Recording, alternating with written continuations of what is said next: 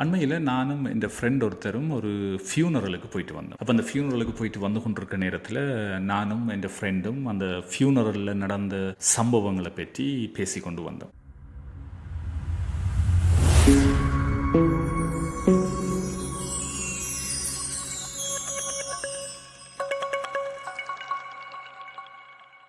அந்த ஃபியூனரலில் எங்களுக்கு நெருடலை ஏற்படுத்துகிற மாதிரி சில விஷயங்கள் நடந்தது. அதாவது அந்த இறந்தவர் பற்றி சுற்றி இருந்தவர்கள் பேசிய கதைகள், சொன்ன விஷயங்கள் உண்மையிலேயே எங்களுக்கு ஒரு மிகப்பெரிய ஆச்சரியத்தை ஏற்படுத்தினது. ஏனென்று சொன்னால் அந்த இறந்தவரை பற்றி எங்களுக்கு நன்றாக தெரியும். ஆகவே நாங்கள் பல தடவைகள் கேட்பது போல அந்த நண்பர்கிட்ட நான் ஒரு கேள்வி கேட்டேன். இந்த சாவு ஒரு மனிதனை புனிதப்படுத்துமா? ஏனென்று சொன்னால் இன்றைக்கு ஃபியூனரல் வீட்டில் நடந்ததுன்னு பார்த்தால் எனக்கு அந்த கேள்வி தான் அடிக்கொருக்க இந்த தலைப்பில் வந்து கொண்டிருந்தது. எங்களுக்கு அந்த இறந்தவரை பற்றி தெரியும். அவருடைய வாழ்க்கை மிக மிக துயரமானது. அவராக தேடிக்கொண்ட துயரம், மிகவும் சரியாக அமைத்துக் கொள்ளப்படாத ஒரு வாழ்க்கை, நிறைய குழப்பங்கள் நிறைந்த ஒரு வாழ்க்கை, நிறைய குழப்படிகள் நிறைந்த ஒரு வாழ்க்கை.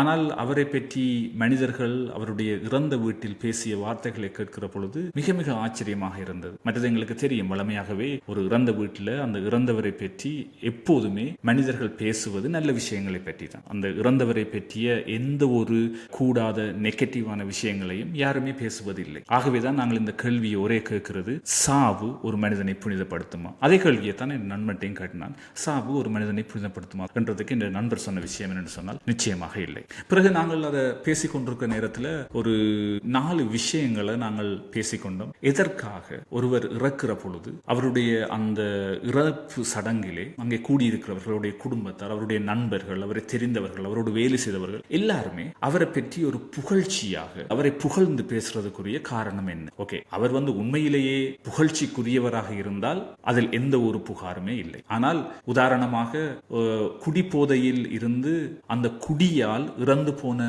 ஒரு மனிதனை இறந்த வீட்டில் அவன் இறந்து விட்டான் என்பதற்காக அவரை ஒரு மிக சாதனையாளராகவும் அவர் ஒரு மிகவும் திறமையானவராகவும் நல்ல வாழ்க்கை வாழ்ந்தவராகவும் சொல்வது உண்மைக்கு புறம்பானது இல்லையா? இதனால் தான் நாங்கள் அடிக்கொருக்கா கேட்கிற ஒரு கேள்வி என்னன்னு சொன்னால், சாவு மனிதனை புனிதப்படுத்துமா? ஆகவே அதுதான் நாங்கள் இருவரும் பேசிக்கொண்டு வந்த விஷயம். அந்த உரையாடலிலே நாங்கள் 4 விஷயத்தை பற்றி நாங்கள் பேசினோம். அதாவது இந்த 4 விஷயங்களும் அந்த கேள்விக்குரிய பதில். முதலாவது, ஏன் இந்த மனிதர்கள் இறக்கிற பொழுது அவரை சூழ்ந்திருக்கிறவர்கள் ஏன் நல்ல விஷயங்களை மட்டும் பேசுகிறார்கள் என்று பார்த்தால் அதுக்கு நான் நினைக்கிறேன் பொதுவாக 4 காரணங்கள் இருக்கு. முதலாவது காரணம் என்னன்னு சொன்னால், நம்மளுடைய கலாச்சாரம், நம்மளுடைய ட்ரெடிஷன், நம்மளுடைய கல்ச்சர். இறந்து போன ஒருவரை பற்றி கூடாத விஷயங்களை பேசக்கூடாது. அது நல்லமில்லை, கேட்கறதுக்கும் நல்லா இருக்காது, அந்த இடத்திற்கு அது பொருத்தமற்றது. எங்களுடைய கலாச்சாரத்தின்படி ஒருவர் இறக்கும் போது அவரை பற்றிய தீய விஷயங்கள், அவரை பற்றிய தவறான விஷயங்கள், பிழையான விஷயங்களை பற்றி நாங்கள் பேசுறதில்லை. இது எங்களுடைய கலாச்சாரம் சார்ந்து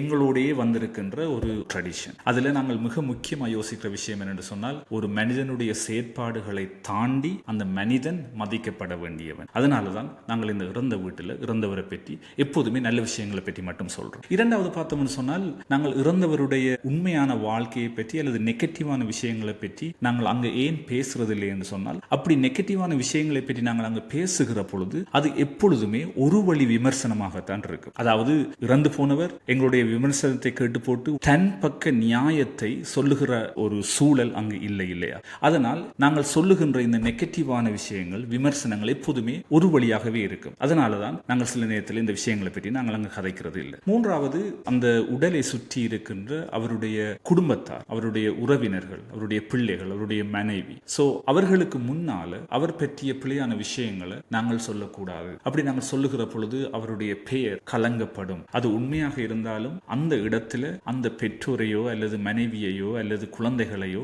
இப்படியான விஷயங்களை சொல்லி கலங்கப்படுத்துவது முறையற்றது என்றதால நாங்கள் அந்த விஷயங்கள், நெகட்டிவான விஷயங்களை பற்றி பேசுறது இல்லை. அதனால பாசிட்டிவான விஷயங்களை மட்டும் பேசுவோம். 4வது விஷயம், என்ற நண்பர் சொன்ன ஒரு விஷயம் என்னென்னு சொன்னால், எப்போதுமே ஒருவர் இறந்து போகிற பொழுது he is no more with us. அவர் இனி ஒருபோதும் எங்களோடு இருக்க போறதில்லை. எங்களோடு இருக்க போறது என்னன்னு சொன்னால் அந்த இறந்தவர் சம்பந்தமான ஞாபகங்கள் மட்டும்தான். சோ அப்படி இறந்த ஒருவருடைய ஞாபகங்கள் மட்டும் எங்களோடு இருக்கும் என்று சொன்னால் இதற்காக நாங்கள் இந்த கூடாத ஞாபகங்களை வைத்துக் கொள்ள வேண்டும். அதனால்தான் அவர் பற்றிய நல்ல விடயங்களை மட்டும், நல்ல ஞாபகங்களை மட்டும், நல்ல அனுபவங்களை மட்டும் அந்த சாவு வீட்டில் நாங்கள் பேசுறோம். ஏனென்று சொன்னால் அந்த ஞாபகங்கள் ஞாபகங்கள் மட்டுமே எங்களுக்குள்ள இருக்கணும், அவர் சம்பந்தமாக இந்த நல்ல விஷயங்கள் மட்டுமே எங்களுடைய ஞாபகத்தில் இருக்கணும் என்று நாங்கள் விரும்புகிறது. இதனால தான் நாங்கள் இந்த நெகட்டிவான ஒருவர் இறக்குற பொழுது அவருடைய நெகட்டிவான சைடை நாங்கள் மெதுவாக மறந்து விடுவது உண்டு. சரி, அப்படி என்று சொன்னால் கடைசியில் நான் ஒரு கேள்வி கேட்டேன் நான் என் ஃப்ரெண்ட் என்னன்னு சொன்னால், சரி இப்ப ஒருவரை பற்றி நன்றாக பேசுவதற்கு நல்லா சொல்றதுக்கு எதுவுமே இல்லை என்று சொன்னால் என்ன செய்வது என்று கேட்டதுக்கு